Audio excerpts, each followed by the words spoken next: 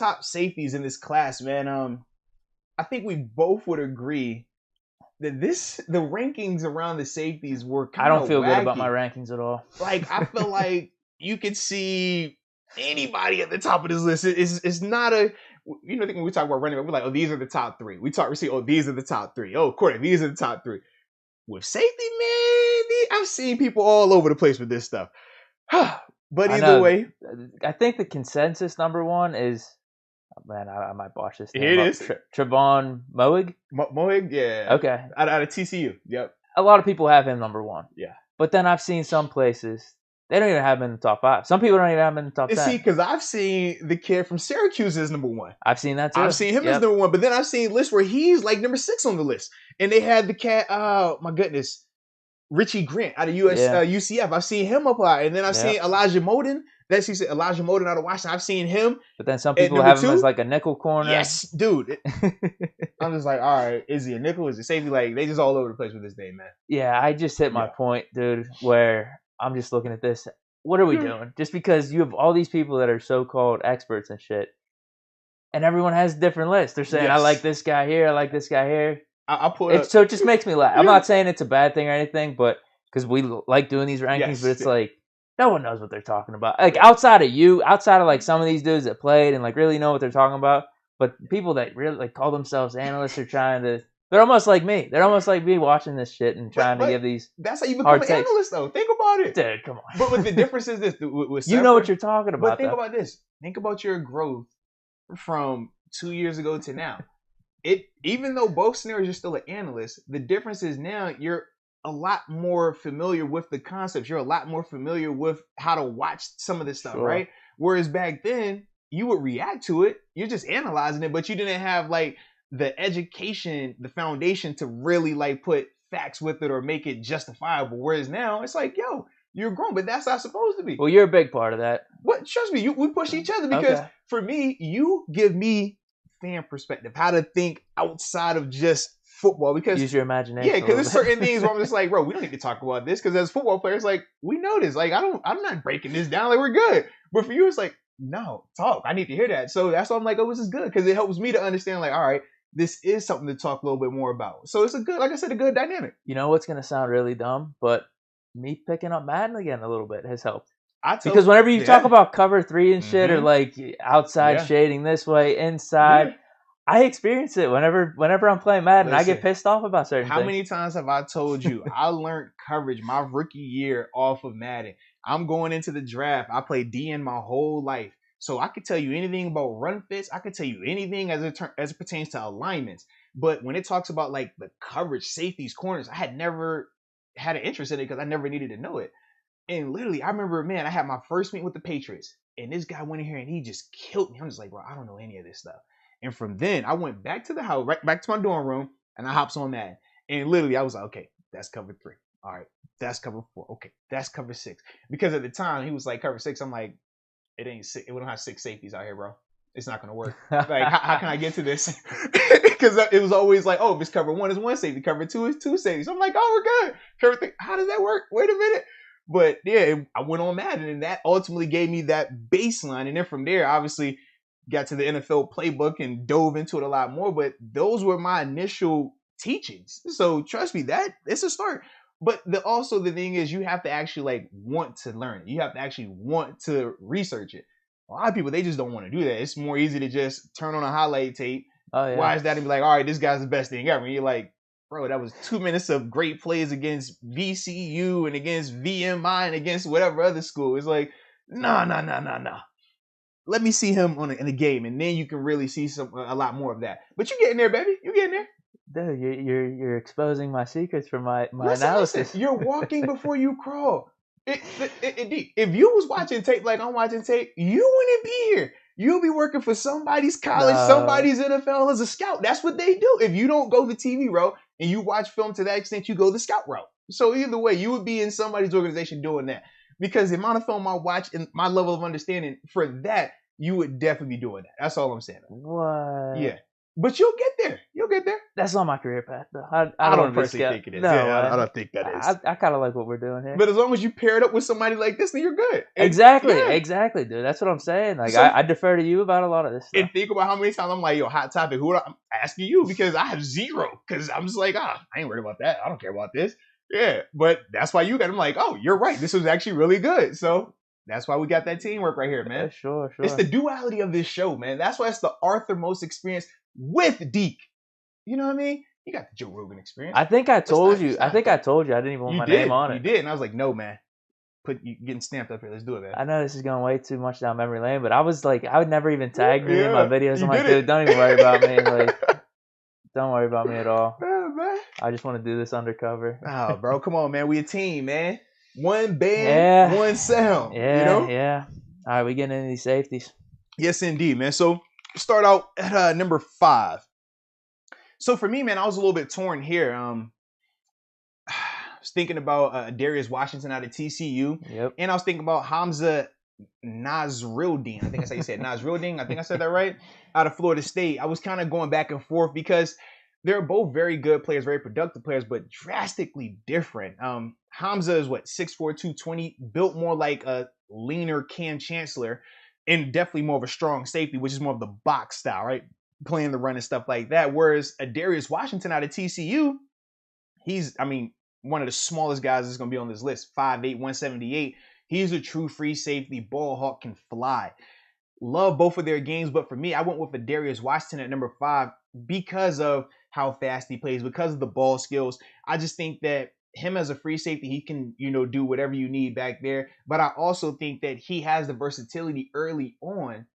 Think about a team like Pittsburgh where we have Armstrong and Free. You can bump him down in the nickel and he can still play that. Think about how Sean Davis was his first year here. You can do that, but he'll be at a higher level because he's a lot faster and just looser in his hips and things like that. So that's ultimately why I like the Darius over Hamza. But Hamza, dude, he's a man back there. The biggest issue, though, when it comes to those bigger safeties like that, 6'4", 220, he's built more like a linebacker. How are they hips in space? That was the big thing with Cam Chancellor early on, and ultimately he dropped even more weight so that way he could be a little bit more flexible and looser, and he fit that scheme, that cover 3, what they were trying to run. If Hamza's in the right scheme, zone-style scheme, where he's able to just cue the quarterback, play in space like that, I love it. If he's having to match up a lot, unless he's matching it with tight ends, I don't really love it as much because he's so big, it's going to be hard for him to be as shifty as he would need to be. All right, so 5. You know who I was looking at too? A lot of people have been talking about him. He might, I don't know if I want to say honorable mention, but maybe I'd like to get your opinion. Mm-hmm. He actually might be on your list, so if he is, maybe you could just brush this off. Okay. But Jamar Johnson from Indiana. Yeah, I know you're talking about. Mm-hmm. A lot of people are talking about him. He's another guy. I've seen him rated like super high, and I've seen him not rated in the top 5. I know. Not even the top 10. A lot of people are pointing to him shutting down Justin Fields and him having this amazing game, but then and he's pretty good in coverage, but at the same time, he's not a good tackler, and if you're going to be a safety, that is kind of like an important part of the safety position. I know Minka's not like the best tackler of all time. He's more of a ball hawk, but apparently this dude's like egregious. And the problem at safety is this: that's their last line of defense. So if you have a bad tackling safety, instead of it being a 10-yard play, it's a 40-yard play, or instead of it being a 10-yard play, it's an 80-yard touchdown. That's the difference. That's why even though people gave Edmonds such crap for his point of contact or point of attack ball combat catching and stuff like that, like just he never plays the ball well enough. The reason why he was still starting, the reason why all of us football people were still high on him, he is an elite tackler. He is a open field tackle machine. That's why he had 100 plus tackles. Both of those years, right? Led the team in tackles his rookie year. He is a very consistent tackler. He might miss a couple tackles in the season. Like that's what he specializes in. So that's why a lot of us were like, knowing that he's paired with Minka, while we're higher on him, because we know that Minka, even though Minka is not the worst tackler, it's not something that he's eager to do. And it shows up on tape. It just is what it is. But when you have him with a guy like Edmonds, it works great because Edmonds struggles in coverage, and that's where Minka excels. So they balance each other out. So that's why when you talk about Jamar, why I personally don't have him on my list is because of the tackling. I think that's why I was intrigued in your opinion, though, because a lot of people, like you said, he could be like top 2 or 3, but then other people have him completely off the list because of the tackling. Right. But a lot of people are really high on his coverage skills. Yeah. Like with Minka, man, Minka is more, Minka's gonna run at you and he's gonna hit you. Might not wrap you up, but he'll at least give you that for the majority of the time. With Jamar, like you said, sometimes it's kind of like, bro, can we talk about this? Like, did you mean to do that? You know what I mean? Because like with Minka, sometimes I feel like it's just he doesn't have the desire. Not that he's trying to intentionally not do it. It's just kind of like, bro, I don't really want to do this. I'm gonna hit you. I don't want to hit you though. Whereas with Jamar, I'm just kind of like, did you even like have like anything, like nothing about that said that you want to bring him down to zero? I mean, you look at how many missed tackles he's had. It's just like, yo, this is nuts right here. And at the safety position, you just can't have that. That kills you. Can't do it at the safety position. So my 5 then, I have Richie Grant from UCF. Oh yeah. I like Richie, man. Experienced. He's good in run support. He's graded out well in coverage as well. So I think that's a good play at number 5, just an all-around safe pick. And I think he could be a successful safety in the NFL. I definitely agree with that, man. It's funny you have him because actually I have him on my list as well. Now he's not next on my list, but he's you got him high up. He's on my list, man. He's failing. He's a really good player, man. Yeah. I like his game. Yeah, I like for it. Sure. So for me though, at number 4, I went with Elijah Molden, the safety out of Washington, safety nickel. I can see why they say he can play either one. He's 5'10", 190. So he has the size to go in there and play nickel. I think he has the hips for it. He's obviously a little bit bigger than Adarius, but he's smaller than Richie, right? In terms of his height, an inch or two shorter and a couple pounds less. But I just think that he's super productive around the line of scrimmage. Scrappy, feisty. I like his game. And he can cover. I just want to know, can he play free safety? Because he's built more like, saying like he needs to be in the back end and just going sideline to sideline. I don't know if he is to that extent from a coverage standpoint, but I know in terms of if he would transition to a nickel, he can be your starting nickel right now. Like I think he's that good from that standpoint, man. Okay, and that's very valuable in the NFL right now. It is, because he's still going to play a ton. That's the thing. He's going to be out there a ton. But it's just like the safety position in terms of him playing free, it's a lot more demanding. It's a lot more, can your hips, can you get to those spots? And that's the only thing, you know what I mean? Like at that level, can you do it consistently, play in and play out? Whereas at the nickel spot, for a fact, I think he's going to be able to do that with no issue. Yeah, that's interesting with like him and then even Washington. Yeah. Maybe some of the critiques could be overlooked by like pointing to someone like Tyrann Mathieu being like, I don't really care about like the size elements. Yeah. It's like, just give me this dude that knows how to ball. Because with Tyrann, he's not really a safety. He's not really a nickel. He's a tweener. What's he, like 5'8", 5'9", too? He's a tweener, right? In terms of he's more quicker than fast, right? He's not a blazer, a 4'2" or 4'3" guy, right? But he's fast enough and he's quick enough, but has great instincts. Excuse me. And that's how you can use him the similar way that you could use an Adarius Washington or Elijah Molden, in terms of, all right, you're going to have some times where he's, playing a true safety role. Then you're going to have some times where he's a nickel. You're going to blitz this guy a little bit. Those are some of the things that you can do with those two guys. I love that comparison to Tyrann Mathieu. That's definitely a guy that I was thinking of as well. Well, yeah, because that's been some of the – so I have Adarius Washington at 4, and that's some of the knocks with him is his size.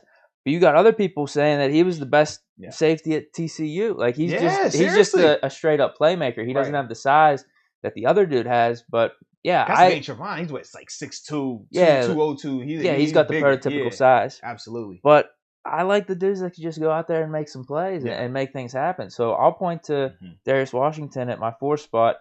What's he, 5'8", 180 pounds? Maybe you could bulk up a little bit. But if he's got that natural talent, I'm going to put him at number 4 for me. Okay, I like that, man. And, for me, man, being a quote-unquote undersized guy, I will always side with the playmaker versus a guy who just has the size.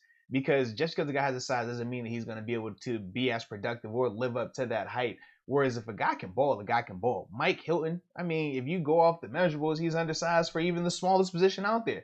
Another guy who we had as a guest on the show, Nikhil Roby-Coleman, he's another guy who's undersized for his position. But the thing is, they can ball. If you can ball, you can ball. And that's all that matters, man. If you're a playmaker, go out there and be a playmaker. I don't care, where you're doing it at. If you can do it, you can do it. And those guys that we're talking about right here, Darius, Elijah, and even Tyrann, who's done it at a high level now at the NFL level for a good time now. When was he drafted in the 3rd round? Yeah, but that was, why though? Remember? He got kicked out of LSU behind marijuana. That was like the big thing. And it was like character issues. And we're like, bro, it's marijuana. Like this, You think that's what it was? I don't know if he would have went first round though. I don't think he would have went first round, but he would have went higher though. That's what I'm saying. That became the big knock on him. That became the big character flaw. Think about how many people talked about his character, and it was solely because of that. And it's just like, dude, this is. He was the best player in college football for that stretch. Getting that honey badger name. He was crazy, dude. He was so good. Yeah, and he had that LSU was the 7 on with the Nelly Band-Aid on his face. I'm like, man, I like this. But I remember having similar sentiments at the time. I know I don't know, what was I, in college maybe at that point? But I just remember him seeing jump off the screen all the time. Every time, I'm like, why wouldn't you want this dude on your defense? Fumbles, I don't care if he's undersized. He gets the ball, man. Yeah, that's what I thought. So I have similar sentiments right now with some of these guys. Yep, some guys can just ball, baby. All right, and I asked some of the people drop their top fives because right now we both just got our 4. Now we're about to start on our 3rd. So before we get there, we got to keep it consistent. So Joey, he has at number 5 Richard. I think it's LeConte. Make sure I say that right. Then at number 4, Divine Diablo. That's the corner out of. The safety out of Tech. I love his name, by the way. At number 3, Paris Ford, Hail to Pitt. Well. At number 2, at number 2, Jamar Johnson. All right, okay, I see what we're doing here. And then number 1, we got Trayvon. Trayvon. Make sure I say it right. Trayvon Morig. Yeah.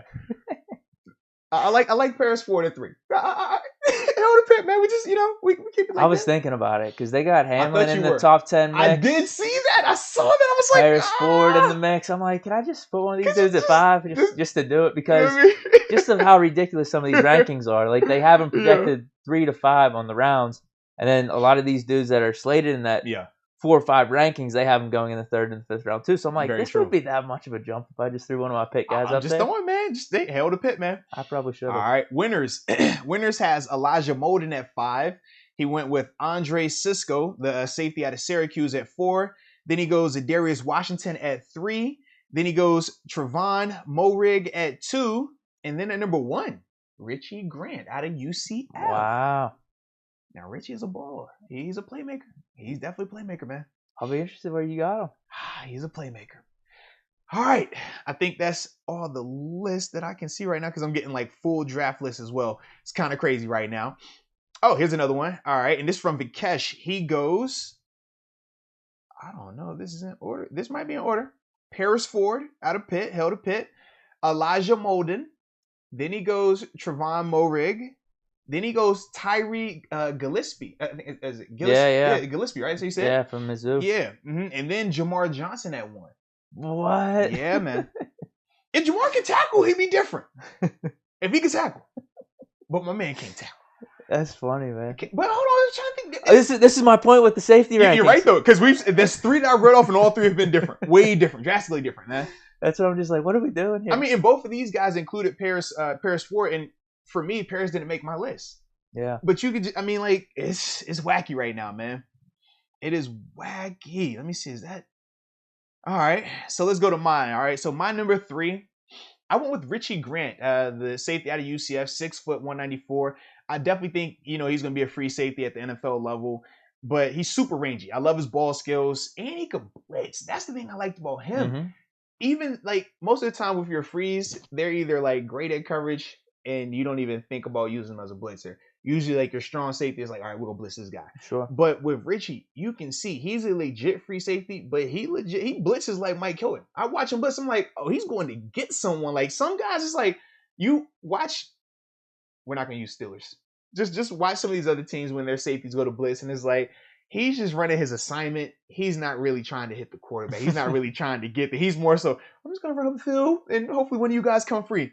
When Richie blitzes, Richie's like, yo, I'm trying to kill this quarterback. He looks like he's an edge guy out there. Like, that's what Mike Hill reminds me of. Mike is like, yo, I'm about to knock his head off. I don't know what they finna do. I'm finna get it. Like, that's the energy I like with Richie. That's what he plays with. But that's why I have him at 3, because I just love his ability, man, to play in the middle of the field or come down there in that line of scrimmage and really get after it, man. So, yeah. Dude, so my number 3, we talked about him. I have Andre Cisco, dude. Yeah. The unfortunate thing with him is just the ACL, because he might be higher up on this list. The production's crazy. Just everything he's done from a freshman on. Yeah. So we'll see, man. We'll see. I think just as a straight-up talent, if he could with ACLs, dude, should we be as concerned? I mean, we've talked about this with Bud Dupree or just anyone with an ACL. It seems to just be like second nature that these dudes are going to be coming back. It's more so just the timing of everything. Landon Dickerson is another one, right? Yeah. Just the timing of it. When does it happen? How far along are you in your recovery and things like that? But as a whole, ACLs, they are essentially like the new sprained ankles. It's like, all right, you got it, cool, recover, you'll be back. It's not like Achilles. Achilles is how we look at the old ACLs. Like Achilles injuries, now you're like, whoa. KD's been doing fine, like, but you're right. Like, but no, the I mean, Achilles he's before still been that, in and out of the lineup. Sure. You know yeah. Sure. Yeah. So it's just kind of like, man, like the Achilles, that's the boogeyman now. Whereas beforehand, it used to be the ACL. The ACL 10 years ago was the boogeyman. You did the ACL, it's like, oh God, am I gonna come back from this? But now, the way the technology is, the way they're able to just use, certain tissues to hope and still keep cartilage and stuff like that you need, like they're short with it, man. The scars aren't even big anymore. Like it's cool. I've been fortunate. I've never had to do mine, but I have plenty of friends, guys and girls, athletes, non-athletes that have gone through these things. So I've seen the full gamut of it. But yeah, they're not scary anymore. I'm looking at this stat, dude. More combined picks and pass breakups in his 3-year career than games played. Crazy, bro. Yeah, Crazy. So I got him up there. I think he could be pretty good just if he could overcome this injury thing. Yeah. But it's almost like the same thing with Dickerson. If like that wasn't the issue, these guys, I think it'd be unquestioned. Yeah, absolutely, man. And even with that, I mean, I'm still seeing Cisco mocked early in the second. It's not even like he's waiting a long time. So even with that injury and him falling, quote unquote, you can still just see how talented he is and why people are still very intrigued about him. I mean, Andre Cisco is a monster, bro. He can do it. Yeah. He could definitely do it, man. So for me, man, I have him actually next on my list. He's number 2. Cool. Yeah, man. 6 foot 203, can play free or strong. I personally love him more as a strong safety than a free, but he can play whatever he wants, man. Rangy ball hawker, good tackler, playmaker. Like he's always around the ball. He's a magnet to it. And when he gets the ball, he's not just getting the ball and going down. He's actually trying to make something shake, which I absolutely love. I like defenders that try to become offensive players when they get that rock in their hand. It's certain ones on this list. You're like, okay, he's a guy. Then you got other guys. You're kind of like, he ain't really trying to run that back. He's trying to get tackled. That's it. But Andre, I like his game a lot, man. And like you said, crazy productivity. The biggest thing is just the ACL and the timing of it, But we'll see with that. It still doesn't scare me all the way. It's just, I can't put you with, coming off ACL over a guy. I'm interested in your one now because there's one. Oh no, it's a ton of diversity at this one spot now. There's one of the top 2 that you're missing then in your whole top 5 list. Yeah. Okay. So should I just do my 2 and 1 then? No, do your 2 and then I'll do my 1 and then you do your 1. Yeah. All right. You're trying to skip me? That's crazy, bro. Like why are you doing that? All right. My 2, dude. I'm gonna have Trevon Moehrig. I thought you was going with Javon Holland. I'm gonna put him 1, dude. Oh, I'm going the upside play with him at number 1. And I like how we said, yo, give you a 2, and I'm gonna talk my 2. And I'm gonna give my 1. You just drop both of them right there. It's cool. I like it. Wait, who's your 1? I went with Trevon. Wait, so why don't you have Holland then? For me, it's just I like his game. I do. I don't know. It's just weird. It's like I can make the same. You just don't like a guy. Dalvin Cook. Dalvin Cook safety. I hate when you say it like that, but it's just like I'm not. Is it wrong that I'm not a fan? No, not at all. Is that okay, or am I wrong for not being a fan? No, not at all. Just because of, like I said, with these safety positions. Player, but it's just I personally, you could like your safeties a certain way. Like I like what these guys on this list have. You know what I mean? Like Holland, to me, I think he's a productive player. I like his game a lot. I don't know. I like the upside with him not playing in last season. Could that but be? He was what's hurting me. I don't know. Maybe, yeah. Because I'm more prove versus like upside. Could that be? I don't know. Maybe. Because he's still a good player. I was gonna say he proved enough that he is still by most accounts in the top like 3 or 4 amongst these safeties in his first 2 seasons. Versatile, going from slot back to safety a little bit, which I do like a lot. Yeah. So I got him number 1. It's funny you have him at number 1. I've seen where he's not even top 10 on lists. I know. Like for me, I think all right, 6, 7-ish. Yeah, debatable there, but he's still a good player. I don't know. I don't know. I don't. it just doesn't do it for me right now. Understood. It's weird. I don't know why though. Hey, it's fine. Even the cat from USC was it? Oh man. I'm drawing a blank on his name. The safety out of USC is. Oh, let me get his name real quick because I am drawing a blank on it. No, it's all good. It's, with Morig. Talano Hafango. I knew it was. I was gonna butcher it, but I like him a lot too, though, man. But he's another one where it's like, even though I like his game, I'm just kind of like, all right, are you Taylor Mays again? Like, is that who you are? I like your size. I like what you're able to do. You even had good. He was a beast. But then you saw at the NFL level what it came down to: the hips. Can you cover? Can you play in space like that? And the difference between him and Cam Chancellor, when he went to Cincinnati, they went, hey, I need you to do a little more matchup, a little more man to man. Whereas with Cam, it was like, hey, you can play this cover 3. You buzzing out here in the 1. That's a lot easier to do. And then from there, Cam gets his body right, and now he was able to do a lot more. But those are the things that are drastically different in some of those scenarios like that, man. But yeah, he's another one where I was kind of like, I've seen him rated in the top 5. Yeah. And for me, I'm just like, I don't like him like that. Like, I don't know why. It's just like, I watch his game, it's like, good size, can move, he's rangy. He jumped over a play on a pick. I'm like, okay, athletic. But I don't know, it's just, these safety rankings are just madness for me, man. Yeah. So I'm just like, it's funny, like a guy that's number 1 on your list doesn't even make my list. And then a guy that some people are talking about should be a consistent top 5 isn't on either one of our lists in the top 5. Yeah, exactly. So crazy, I got with Trayvon Moehrig though, dude. He's really good in coverage. Yeah, absolutely. Like he could be. See, I don't want to compare him to Minka completely, but like he's pretty damn good. He's absolutely. Like you're not Minka's all pro, but yeah, we'll see how he plays out given the right situation. Because who knows how Minka's career would have played out with the Dolphins. Right, and I also think when we compare a guy to a person at the NFL level, we instantly think of all the NFL level players' accolades, and we're like, oh, he has to be that day 1. He doesn't have to be that day 1. We're saying that he's in the framework of that. But think about Minka day 1. Minka wasn't all pro Minka of the Pittsburgh Steelers in day 1. No, he was a guy that you thought could grow into that.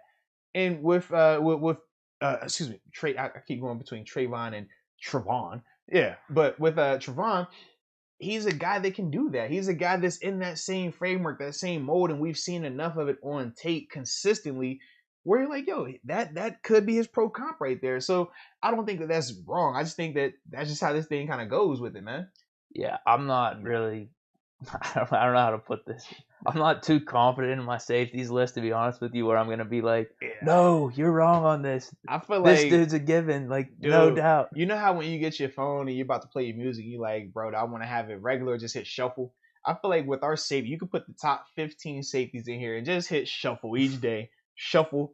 And we're going to all come with different lists. I think a lot of it's going to come down to opportunity, team, and fit. Absolutely.